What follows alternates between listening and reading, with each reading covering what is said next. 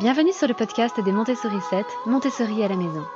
Je suis Anne-Laure Schneider, formatrice Montessori et maman de 5 enfants instruits en famille. Ma mission, c'est d'aider les parents, les assistantes maternelles, bref, tous ceux que dans notre communauté nous appelons des sourissettes, à mettre en pratique la philosophie Montessori chez eux, avec leurs enfants ou les enfants qu'ils gardent. Dans ce podcast, nous parlerons donc de pédagogie Montessori, mais aussi de discipline positive, d'instruction en famille, ce que l'on appelle aussi l'école à la maison, de co-schooling et de bien d'autres choses encore. Comme vous le savez, j'ai déjà réuni sur le blog une liste d'idées de cadeaux pour des bébés ou très jeunes enfants et pour des enfants jusqu'à 12 ans. Mais aujourd'hui, je voudrais aborder avec vous des idées de cadeaux pour des adolescents. Alors oui, rien de plus difficile que de trouver une idée de cadeau pour cette tranche d'âge-là. Je pense que si vous avez déjà essayé, vous serez d'accord avec moi. Ce ne sont plus des enfants, pas encore des adultes. Ils ont des opinions bien arrêtées sur absolument tout et ils semblent souvent impossibles à satisfaire. Alors puisque notre aîné est rentré dans l'adolescence et que j'ai eu jusqu'ici pas mal d'expériences avec de grands-neveux, qui sont maintenant jeunes adultes et même plus adolescents, eh bien je voudrais partager avec vous quelques idées, que ce soit pour Noël, ça approche, un anniversaire ou une occasion particulière comme l'occasion de fêter le brevet ou le bac par exemple. Alors, si vous cherchez des idées de cadeaux pour des enfants un peu plus jeunes, eh bien je vous renvoie vers le blog. Mais aujourd'hui, nous allons nous concentrer sur les adolescents, c'est-à-dire des jeunes d'à peu près 12 à 18 ans. Avant tout, le plus important, c'est de prendre en compte les besoins d'un adolescent, qui sont très différents de ceux d'un enfant entre 6 et 12 ans. Maria Montessori l'avait déjà observé et elle considérait que le plan de développement de l'adolescence entre 12 et 18 ans était en fait très similaire à celui du bébé et du jeune enfant, c'est-à-dire entre 0 et 6 ans. Et ce qui est fascinant, c'est qu'aujourd'hui, les neurosciences nous confirment tout cela. Parce qu'effectivement, le développement du cerveau est très similaire entre ces deux tranches d'âge.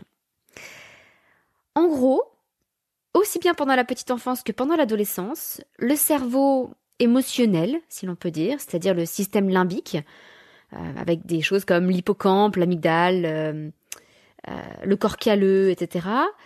Ce système limbique est davantage développé que le cerveau qu'on pourrait appeler rationnel, c'est-à-dire le néocortex, et en particulier le cortex préfrontal, qui sont impliqués dans la prise de décision et toute la rationalité.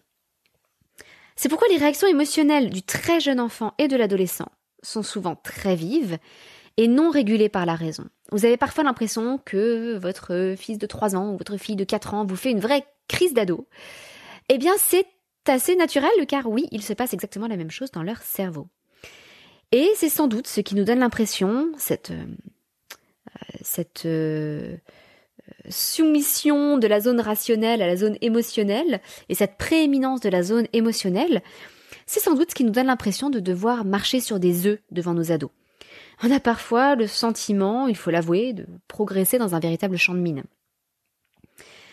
Malgré tout, il est possible, si on tient réellement compte de leurs besoins, de leur niveau de développement, etc., de trouver des idées de cadeaux qui leur plaisent, tout en étant en adéquation avec nos valeurs, parce que souvent, on a l'impression que ou bien on va faire plaisir à l'ado, ou bien on va respecter ses valeurs, et nous allons essayer aujourd'hui de nous respecter, tous ensemble, c'est-à-dire de respecter aussi bien notre ado que nous-mêmes, et les choses que nous sommes prêts à faire. Il va falloir, entre autres, prendre en compte la dimension sociale, qui est une importance capitale pour un adolescent. Et il faut bien se rendre compte que autant l'enfant prend exemple sur ses parents, autant l'adolescent va prendre exemple sur son cercle d'amis, c'est-à-dire son groupe de pairs, de gens qui sont comme lui, de la même tranche d'âge, avec les mêmes centres d'intérêt, etc., etc. Et c'est pourquoi aussi notre ado sera aussi sensible à la mode, aux conventions, à ce qui se fait chez les autres, etc., etc. Alors, première idée, on peut offrir à notre ado des cadeaux pour être un adolescent bien intégré. Comme je vous le disais, l'influence de la mode, de ce qui se fait dans le groupe, de ce que font les autres, prend dans cette tranche d'âge-là une place phénoménale. Et même si, pour vous, les exigences de votre ado vont sembler totalement futiles ou superficielles, à cet âge-là, avoir la dernière paire de baskets à la mode, ou le gadget un peu tendance, ça revêt une importance capitale. Et en fait, toutes les générations ont eu leur code, si vous y pensez bien. Alors quand j'étais au collège, ça va pas nous rajeunir, les Doc Martens étaient à la mode. Un peu plus tard, il y a eu les Converse, qui ont eu leur temps, qui continuent d'ailleurs encore un peu. Il y a eu les Stan Smith. Et puis le tout avec des retours en arrière, des tours et des détours. J'ai d'ailleurs été très surprise de voir débarquer un jour notre nounou, qui est une jeune fille, avec des Doc Martens, et de découvrir que c'était à nouveau à la mode. Donc les temps changent et parfois on a un petit retour en arrière qui nous donne une impression de vintage. Alors, je ne m'aventurerai pas à vous expliquer ce qui est à la mode chez les ados aujourd'hui, et je vous conseille très sincèrement de ne pas essayer de suivre ces tendances vous-même, parce que vous risquez honnêtement de vous ridiculiser. Vous risquez d'offrir ce qui était tendance il y a 2 ou 3 ans et qui, aux yeux de votre ado, sera démodé, dépassé, un peu ringard. Et c'est peut-être l'une des plus grosses différences avec les cadeaux pour enfants. Contrairement au cas des enfants, il est très important de demander son avis à votre adolescent. Parce que lui pourra vous dire ce qui compte vraiment à ses yeux, ce dont il a vraiment envie. Et, en ce qui concerne le groupe, ce qu'il ferait passer du statut d'outsider à celui d'un véritable membre de la bande. Alors, n'hésitez pas à échanger avec lui. Tiens, qu'est-ce qui se porte en ce moment au collège, au lycée? Et toi, est-ce que tu aimes ça?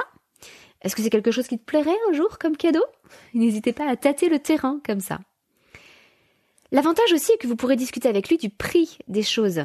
Et ça l'aidera à prendre conscience qu'on ne peut pas tout avoir tout de suite, mais que parfois en attendant une occasion particulière, comme Noël ou un anniversaire, ou alors en économisant de son côté et en demandant une participation supplémentaire de la part de ses parents, par exemple, alors il peut potentiellement recevoir le vêtement ou les chaussures de ses rêves. Et c'est quelque chose de très important à apprendre, c'est ce qu'on appelle la gratification différée, c'est-à-dire la capacité à attendre le plaisir qu'on attend de quelque chose. Et c'est vraiment une compétence très importante à développer, et à l'adolescence, il n'est pas trop tard pour le faire. Une objection assez naturelle que j'entends souvent dans ces cas-là, c'est de me dire « mais j'ai pas envie d'encourager mon ado à se conformer à la mode. Je préférerais qu'il puisse affirmer son indépendance. » Sur ce plan-là, je pense pouvoir vous rassurer. En réalité, à mon sens, il s'agit d'une question de code. Et si vous m'avez déjà écouté dans le podcast que j'ai fait sur la politesse, vous m'avez déjà entendu citer Frédéric Rouvillois, disant que la finalité de la politesse était d'éviter la violence. Eh bien, pour moi, c'est la même chose avec ces codes. Ils ont pour but de montrer que l'on n'a pas de mauvaises intentions, que l'on est prêt à faire des efforts pour s'intégrer au groupe. Et ces vêtements de marque, ces façons spécifiques de se saluer, ce vocabulaire qu'on va utiliser, etc., pour les adolescents, c'est une façon de manifester leurs intentions pacifiques, de manifester qu'ils font partie du groupe et qu'ils feront des efforts pour s'intégrer correctement dans le groupe. C'est un symbole de leur bonne volonté. Et à un âge où les émotions sont particulièrement fortes, et puis où surtout, avec la puberté chez les garçons, le taux de testostérone fait que la violence arrive assez facilement, je pense qu'il est d'autant plus important de parvenir à s'intégrer paisiblement. Et ma foi, si on le fait par des vêtements ou des chaussures, est-ce que c'est si grave que ça? Mais ça ne veut absolument pas dire que tous les adolescents ressentent le besoin de s'intégrer parmi le groupe majoritaire, parmi la masse des adolescents en général. Certains préfèrent faire partie d'une petite communauté un peu plus restreinte. Des communautés qui sont liées par des centres d'intérêt communs, comme la musique ou le sport, ou peut-être liées par une culture commune, comme les gothiques, les geeks, etc. Et dans ce cas-là, les codes seront différents de ceux de la majorité. C'est pourquoi là aussi, discutez avec votre ado, pour mieux apprendre à connaître ces codes. Là aussi, ce sont vos ados qui pourront vous renseigner au mieux sur ce qu'ils aimeraient recevoir pour approfondir leur passion. Et du coup, c'est une deuxième idée de cadeau que vous pouvez offrir, c'est un cadeau lié au centre d'intérêt de l'adolescent. Par exemple, un album de son groupe préféré pour un musicien, une tablette graphique pour un artiste, une carte mémoire plus puissante pour un geek, etc., etc. Et je pense que ce qui est très important dans ce cadre-là, c'est de laisser à l'adolescent la position de spécialiste de son domaine. il sera généralement ravi de partager sa passion avec quelqu'un d'autre et d'être respecté dans ses connaissances et dans son savoir-faire. Je pense que c'est l'âge où il est plus que jamais important de leur demander leur avis. Et puis après tout, l'avantage est qu'il n'y a aucune croyance envers le Père Noël ou tout autre petit elfe de maison qui viendrait compliquer les choses. Les adolescents ne croient plus en tout ça, s'ils y ont cru un jour. Ils savent très bien qui leur offre quoi, et ils sont très sensibles au fait qu'on prenne en compte leurs besoins et leurs envies. Troisième idée de cadeau, de l'argent ou une carte cadeau. Alors, c'est généralement une idée de cadeau que je ne recommande absolument pas pour des enfants, sauf si vous avez un enfant qui économise pour un gros cadeau, mais dans ce cas-là, il ne s'agit pas vraiment d'un cadeau monétaire, mais plutôt d'une participation à un cadeau.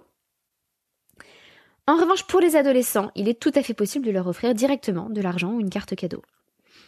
Encore une fois, à l'âge où on expérimente avec la liberté, ça peut être particulièrement précieux pour un ado de disposer d'un petit peu d'argent à dépenser librement. Alors, ce librement, vous aurez bien sûr besoin de le cadrer si vous êtes les parents. L'idéal étant de pouvoir maintenir autant de liberté que nécessaire, tout en vous assurant que vos propres valeurs ne soient pas heurtées, sachant que vous êtes quand même toujours responsable de votre adolescent. Pour cela, je pense que mieux vaut poser les règles dès le départ, et ces règles seront différentes, bien sûr, pour chaque famille. Pensez par exemple à des choses qui réellement vous feraient bondir. Pour certains, ça peut être l'idée que leur ado se fasse faire un piercing ou un tatouage, qui sont quand même des décisions qui impactent la vie tout entière. L'achat d'une cigarette électronique ou de produits au cannabidiol, vous savez, des choses comme ça. Peut-être que ce sont des choses pour lesquelles vous aurez envie de réserver un droit de veto. Alors la carte cadeau peut résoudre un petit peu ce problème, d'autant qu'il existe des cartes qui recouvrent énormément d'enseignes et qui ne sont donc pas limitantes pour votre ado. Et avec les cartes cadeaux, je dirais qu'un formidable complément, c'est de proposer d'accompagner l'adolescent dans sa séance de shopping. C'est l'occasion peut-être de passer un merveilleux moment de qualité ensemble, de mieux le connaître dans son élément, là où il sera à l'aise, et de poursuivre un petit peu le moment du cadeau. Ça peut aussi être une carte cadeau pour quelques mois d'abonnement à une plateforme comme Netflix ou Spotify, des films ou de la musique, bref, quelque chose que les adolescents, apprécient souvent beaucoup. Quatrième idée de cadeau, des jeux de société. Mais attention, des jeux de société pour ados. Parce que ça fait maintenant 10 ou 15 ans à peu près que les jeux de société ont définitivement perdu leur image un peu ringarde. On ne parle plus de Monopoly avec mamie ou de la bonne paye avec le petit cousin. Aujourd'hui, il existe une multitude de jeux sur tous les thèmes et avec toutes les mécaniques possibles. Alors, quelques exemples, on peut faire du deck building avec des cartes Magic, de l'Améritrash comme Zombicide, du placement d'ouvriers à l'allemande avec des jeux comme l'Âge de Pierre, de l'Eurogame comme Pandémique, du Roll and Write comme Très Futé ou Détraque, et puis des jeux de draft comme Seven Wonders. Il y en a encore bien d'autres. Alors oui, je ne vous le cache pas, on est très très fan de jeux de société à la maison. Si vous avez déjà écouté ce podcast depuis quelques temps, je pense que vous le savez, mais bon. On pourrait honnêtement monter une ludothèque professionnelle avec tous les jeux que nous possédons. Et auxquels nous jouons, je précise, ça n'est pas une pure collection qui prend la poussière. Nous jouons beaucoup. Alors maintenant que j'ai bien frimé auprès de vous avec toutes mes mécaniques de jeu, mon meilleur conseil serait d'essayer de trouver une boutique de jeux de société près de chez vous. Alors surtout pas un jouet club ou une grande récré, une véritable boutique de jeux de société. Elles sont généralement tenues par des passionnés qui sauront vous conseiller en fonction de l'âge, des goûts et puis des centres d'intérêt, de la personnalité de votre adolescent pour qui vous cherchez un cadeau. Généralement, les vendeurs vous feront même tester avec grand plaisir. Ils aiment beaucoup généralement partager des jeux avec leurs clients. Mais si jamais vous n'avez pas la chance d'avoir une telle boutique près de chez vous, alors surtout ne faites pas l'erreur d'acheter des jeux de société sur Amazon. Généralement, ils sont plus chers qu'en boutique ou sur le site que je vais vous conseiller. Et en plus, Amazon a beaucoup moins de choix en matière de jeux de société et vous ne bénéficiez d'absolument aucun conseil. Alors bien sûr, vous pouvez commander à distance auprès de certaines boutiques de jeux locales. Mais si vous voulez avoir le plus grand choix possible, je vous recommande le site de Philibert, Philibert, qui propose à peu près tous les jeux existants et qui permet de faire des recherches suivant différents critères, comme le thème du jeu, l'âge des joueurs, le nombre de joueurs, la mécanique, des licences, comme des licences Star Wars ou Harry Potter, etc., etc. Alors je voudrais quand même partager avec vous 3 types de jeux qui me semblent particulièrement intéressants pour des adolescents. Vous avez les smart games, ce sont des jeux qui permettent de jouer tout seul, des petits jeux de casse-tête, qui sont à la fois amusants et de très bon niveau, en sachant qu'il en existe pour tous les âges. C'est une idée de cadeau que vous retrouverez dans mes autres articles pour les bébés ou les enfants. Et même nous, adultes, nous jouons à ce genre de jeu. Donc pas de quoi... ce ne sont pas du tout des jeux bébés pour des adolescents. Il y a aussi les escape games du style Exit ou Unlock. Ce sont des jeux qui essaient de reproduire un peu le système des escape rooms, des pièces dont il faut s'échapper en moins d'1 heure. C'est très stimulant, passionnant, et les adolescents peuvent y jouer avec des amis. Il y a un compte à rebours, etc. Donc ça met beaucoup d'ambiance très facilement.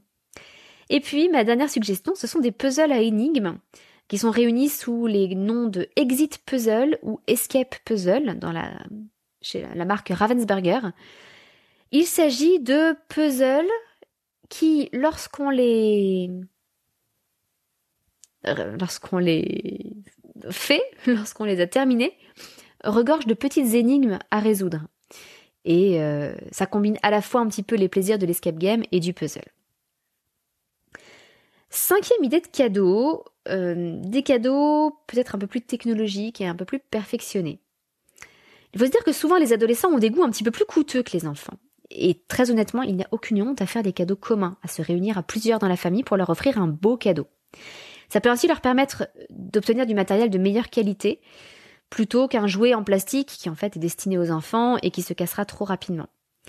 Vous pouvez par exemple offrir ainsi un microscope pour explorer l'infiniment petit, ou un télescope pour explorer l'infiniment loin. Ça peut être du matériel informatique pour bricoler toutes sortes d'inventions, comme un Raspberry Pi 4, ou un Makey qui permet de transformer un escalier en piano géant ou une banane en manette de jeu. Nos enfants aiment énormément à la maison, enfin notre aîné aime énormément à la maison. À chaque fois, pensez tout de même à bien regarder les avis de sites spécialisés, parce que beaucoup de marques proposent des versions d'entrée de gamme, de microscopes, de télescopes, etc., mais qui ne permettent pas forcément d'observer grand-chose. Donc si c'est pour que l'appareil reste enfermé dans un placard, aucun intérêt, il vaut mieux se regrouper à plusieurs, mais offrir un matériel au bon rapport qualité-prix. Alors pas besoin non plus d'une qualité de niveau laboratoire, mais de quelque chose de suffisant pour que nos ados puissent explorer un peu le monde. Pour les grands lecteurs, vous pouvez aussi penser à une liseuse comme le Kindle. C'est très pratique en voyage parce que ça évite d'emporter des tonnes de livres. Les livres numériques reviennent aussi beaucoup moins cher, donc si votre adolescent s'achète ses propres livres, il sera sans doute très heureux de pouvoir les acheter au format numérique.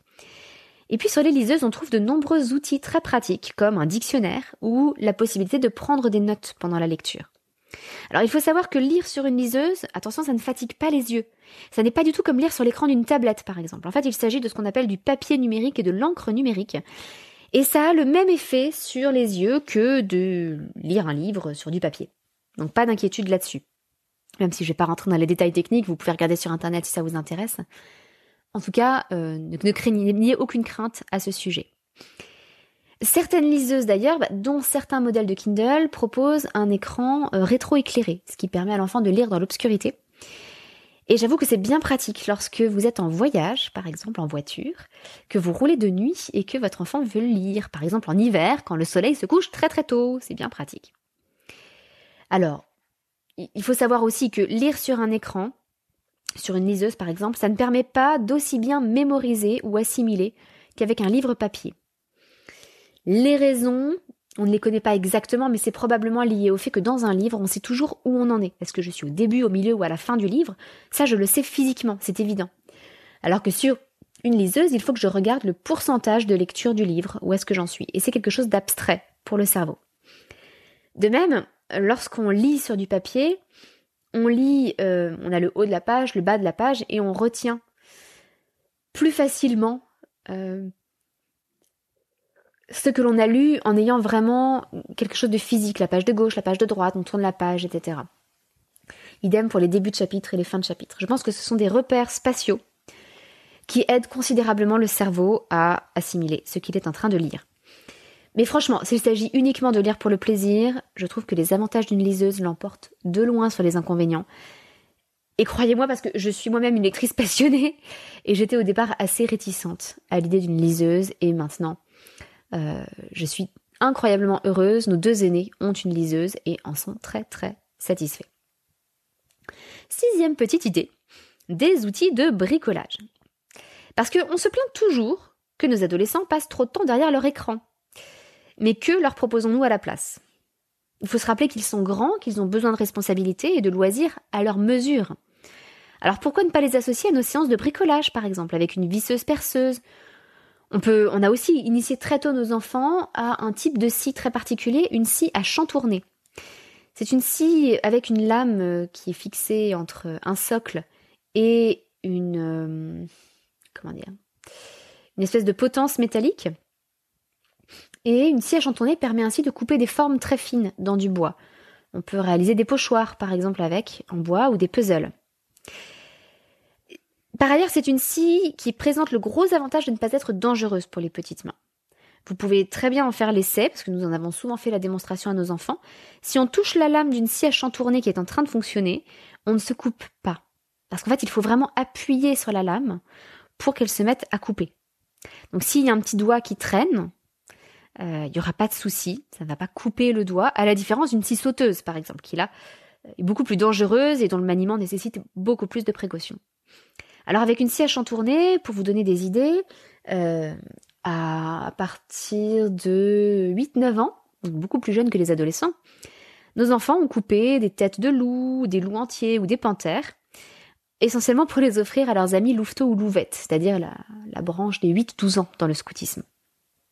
Et c'est aussi un matériel que j'ai moi-même beaucoup utilisé pour le matériel Montessori ou pour la catéchèse du Bon Pasteur. Il y a aussi un atelier d'ébéniste chez Nature et Découverte que nous avons à la maison et qui permet de faire beaucoup de choses avec le bois. Là encore, c'est une très bonne idée de cadeau pour un adolescent. Si vous avez un enfant qui est un peu bricoleur, ce genre d'outil peut tout à fait faire son bonheur et puis l'inciter à s'impliquer sensoriellement dans la vie réelle plutôt que de se perdre dans le virtuel, dans des jeux en ligne, etc. Et puis, dernière idée de cadeau, un abonnement, si votre enfant est un petit peu scientifique, un abonnement à Mel-Science. Si vous avez un ado qui aime les expériences, qui se passionne pour l'ingénierie ou la chimie, franchement, je ne peux que vous les recommander. Alors, c'est un abonnement un petit peu coûteux, mais on peut aussi n'offrir que quelques mois d'abonnement. Et ça permet de réaliser tout un tas d'expériences, au choix en physique ou en chimie. Alors, c'est relativement coûteux, mais je dis relativement parce qu'en même temps, ce qui est fourni en vaut vraiment la peine. C'est du bon matériel. Avec le premier coffret en particulier, on reçoit tout le matériel de base, dont un casque de réalité virtuelle et pour le parcours de chimie. Alors le casque de réalité virtuelle, il est à utiliser avec un smartphone, ça n'est pas non plus un casque de jeu vidéo en réalité virtuelle, vous verrez le fonctionnement, mais en chimie, en revanche, on reçoit aussi avec le premier colis tous les outils nécessaires aux expériences, comme un bécher, des lunettes, une lentille macro pour observer de plus près, un réchaud, etc., etc. Alors pour les expériences de physique, généralement, on peut réutiliser ce qu'on a construit autant de fois qu'on le veut. C'est généralement réutilisable à l'infini. Et pour la chimie, on a normalement de quoi faire les expériences 2 fois en tout. Mais à partir du moment où on a compris le mécanisme de l'expérience, qu'on a le principe et les produits utilisés, on peut très bien racheter certains produits en droguerie. Au moins, on a eu l'idée et on a eu les explications. Sachant qu'il y a des leçons qui sont faites justement en réalité virtuelle. Et puis, ces coffrets présentent toujours des phénomènes qui sont impressionnants pour les enfants, qui vont vraiment marquer leur esprit, et ça nous permet en plus de faire découvrir un peu la science à nos ados. Alors là aussi, tout comme je vous parlais des télescopes, microscopes, etc., autant leur montrer les merveilles du monde réel, plutôt que de les laisser s'enfermer dans un univers totalement virtuel. Alors j'espère vous avoir donné quelques idées, ça en fait quand même 7, si je ne dis pas de bêtises, 7 catégories d'idées de cadeaux pour vos adolescents. Mais au final, je pense que vous l'aurez compris, la grande différence avec des cadeaux pour enfants, des enfants qui apprécient souvent de découvrir de nouvelles choses qu'ils ne connaissaient pas encore, eh bien la différence, c'est que pour les adolescents, il vaut mieux leur demander leur avis, voire leur demander une liste de souhaits. Et puis c'est aussi l'âge des projets un peu plus importants, pour lesquels ils ont parfois besoin d'une contribution financière. À ce moment-là, les cartes cadeaux deviennent une véritable alternative à un cadeau spécifique. Et en même temps, si on lui offre un cadeau choisi par nos soins et qui fait vraiment mouche, c'est une excellente façon de montrer à son adolescent qu'on a fait attention à lui, à ses centres d'intérêt et à ses goûts. Alors oui, vous allez me dire c'est un petit peu paradoxal, et en même temps, s'il est à un âge qui est celui des paradoxes, c'est bien l'adolescence. Alors si vous avez un coup de panique et que vous ne savez pas trop quoi faire, mon dernier petit conseil, c'est de ne pas hésiter à recruter l'aide d'un des amis de l'adolescent en question. C'est souvent l'âge où les copains en savent plus que les parents. Mais je suis sûre que, armé de toutes ces possibilités et sans avoir peur de demander son avis à l'ado ou à un de ses amis, vous ne vous tromperez pas et vous offrirez un cadeau qui lui fera extrêmement plaisir. Je vous souhaite bon courage et puis, comme je ne vous reparlerai pas d'ici là, je vous souhaite un très joyeux Noël avec un petit peu d'avance et je vous retrouve la semaine prochaine. À très bientôt, votre petite sourisette, Anne-Laure.